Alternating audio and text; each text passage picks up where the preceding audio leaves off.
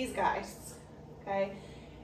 So many of us, it's so easy to just kind of pop that hip out, help support them, but that's gonna just throw everything off.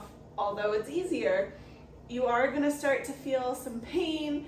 It might be part of the reason why you're leaking or have diastasis, right? So ultimately, the best thing to do is make sure you're balanced. So you're actually gonna have to use your forearms as their seat instead of your belly or your hip. So we're not sticking out this way, okay? Ribs stay over your hips, have a slight bend in those knees, and then I'm supporting her with my arms here. I am completely in control of this position, okay? I'm not sticking anything out, I'm balanced, I'm straight up and down, she is comfortable, okay? And everything is in alignment, I'm not causing any issues. That's not to say that you can't once in a while throw that hip out, give your arms a break.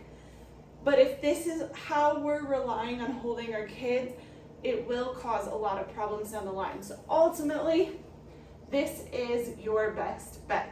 Okay, so getting those arms nice and strong and having that nice stacked position when you hold them is going to be key. Now, let's talk about how we get into this position and we're picking them up. So now, let's go to pick them up. This is my 50+ pound 8-year-old, okay? That's a lot of weight to try and pick up. Same thing with a carrier or a baby. The key is gonna be that I don't want them way out in front of me when I go to try and pick them up. So you wanna have them closer to you is better. And then make sure you're not rounding to go lift from here.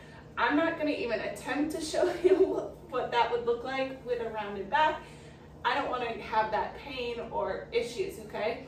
So making sure that you squat a little, get some leverage from those legs, and then as you go to pick, have them jump, okay? And then you can hold them like we talked about before. So again, if I'm showing you, no good way out here. You want nice and close proximity, okay? And then don't round to bend. Make sure you're getting that squat so you can use those big leg muscles. And then ready, set, jump. Okay? The other thing that you can think about is as you go to pick them up, exhale.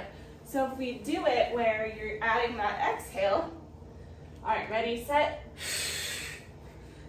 okay? That'll help get that core on board, help support, help you pick them up without pain or putting any pressure on a diastasis, prolapse, or leaking.